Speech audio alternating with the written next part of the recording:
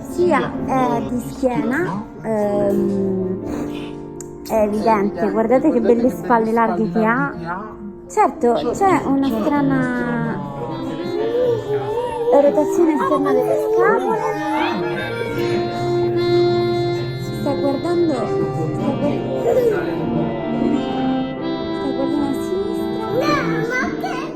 Scusa, ma e i piedi? C'è qualcosa che non va ai piedi? Beh, se per questo pure le mani. Dovrebbe cercare di rimettersi dritta.